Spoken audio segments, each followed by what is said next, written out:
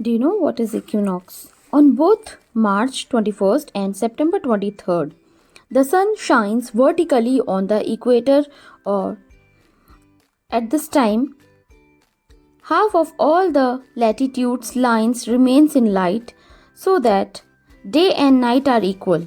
Due to the similarity between day and night and reason is season in both the hemispheres, these two conditions are called equinox or even night and day. The condition of 21st March is called spring equinox and September 23rd is called autumn equinox. Equinox is derived from the Latin word equus, which means same, and nakash, that means night. Its metaphorical equinox has the same literal meaning, although there are many other factors affecting the length of day and night in an area. The equator and farther that, like on the equator's above side is called northern hemisphere and lower side is called southern hemisphere.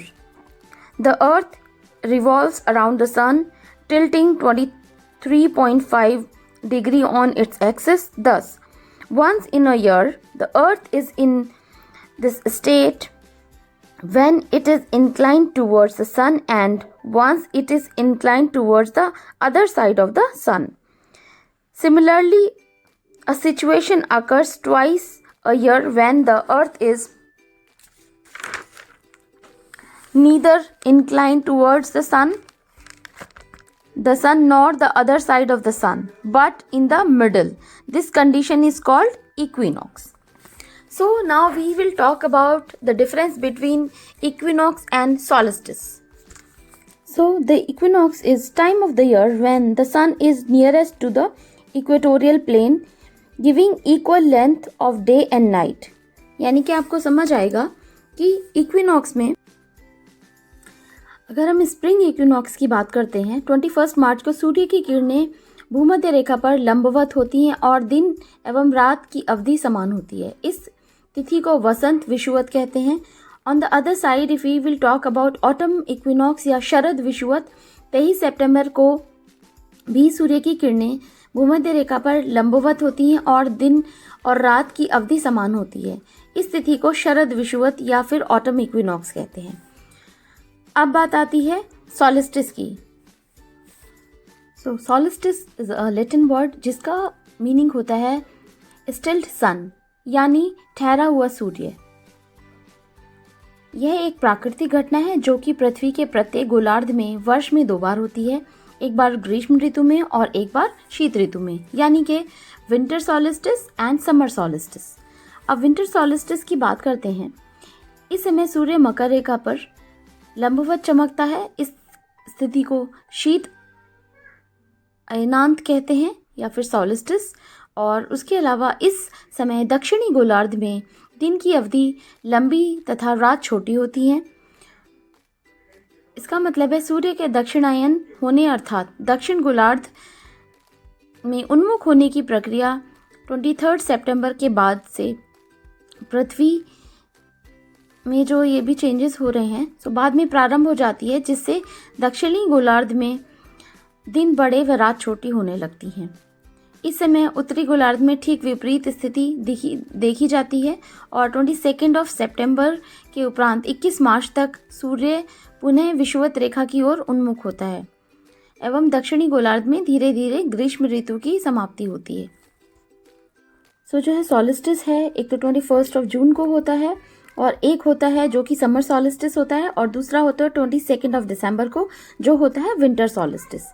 अब बात करते हैं, हमने summer solstice की detail में बात की और वैदिक परंपरा के अनुसार अंतरिक्ष में पृथ्वी के उत्तरी गोलार्ध में हुई गति को सूर्य सिद्धांत के रूप में स्पष्ट किया गया है, जो कि उत्तरायण, मकर संक्रांति और कर्क संक्रांति के मध्य की अवधि है और इसकी स्थिति को दर्शाता है. इसलिए शीतकालीन संक्रांति उत्तरायण या प्रथम दिन होता है. विशेष शीत अयनांत या फिर अगर बात करते हैं इसमें ग्रैंड जंक्शन इस वर्ष एक दुर्लभ खगोलीय घटना जो कि 2020 में हुई थी। 400 वर्ष के बाद बृहस्पति और शनि एक दूसरे के बहुत करीब थे। महासंयुग्मन या ग्रेट कंजंक्शन और एक चमकते सितारे की तरह दिखाई दिया था उस टाइम पे। और जो कंजंक्शन की अगर बात करें, हैं दो आकाशीय पिंड पृथ्वी के एक दूसरे के करीब दिखाई देते हैं, इसे कंजंक्शन कहा जाता है, संयुग्मन कहा जाता है। ग्रेट कंजंक्शन शनि और बृहस्पति के संयुग्मन की स्थिति को महासंयुग्मन कहा जाता है, जो कि एक जो है खगोलीय घटना बोला जाता है इसको। अब इस फिगर में आप इजीली देख सकते हो, जहाँ पे 23 सितंबर है। 23 सितंबर जो आपने देखा होगा ऊपर की साइड, 23 सितंबर को जो होगा ये होगा ऑटम इक्विनॉक्स। और उसके बाद जो है, क्योंकि फिर आता है नीचे की तरफ आप देखोगे जहाँ पे जो 1 मार्च वाला होगा, 21 मार्च का वो होगा स्प्रिंग इक्विनॉक्स। जब 21 मार्च को सूर्य की किरणें भूमध्य रेखा पर लंबवत होती हैं। उसके अलावा आपने विंटर सॉलिस्टिस देखा होगा 21 दिसंबर, जो कि इस फिगर में बहुत इजीली विजिबल है और आप इजीली देख सकते हो। दूसरा है समर सॉलिस्टिस, जो कि 21 जून को है। तो ये जो है क्वेश्चन इसके हमेशा इस टॉपिक से आते ही हैं, तो ये आपको याद रखना है कि कौन सा समर सॉलिस्टिस है और कौन सा विंटर सॉलिस्टिस है। इसमें भी चीज़ों को मैंने बहुत जो डिटेल में मेंशन किया है, तो ये चीज़ें आपको याद रखनी है और ये आपको याद रखने में काफ़ी ज़्यादा इजी हो जाएगा। यहाँ पे साफ साफ दिखा है autumn equinox September and winter vernal equinox भी बोला जाता है इसको, और स्प्रिंग इक्विनॉक्स भी कह सकते हो वहाँ पे से।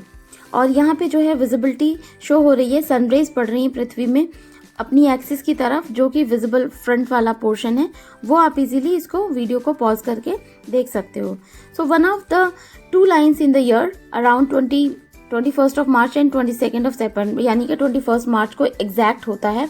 और solar equinox is a movement, और ये जो है आपको चीज़ें ध्यान रखनी है। आई होप ये इक्विनॉक्स और सॉलिस्टिस वाला जो कॉन्सेप्ट है आपको इजीली समझ में आ गया होगा। तो तब तक के लिए आप स्टडी करो अच्छे से, and if you really like the content please share and subscribe the channel. Till then, thank you so much.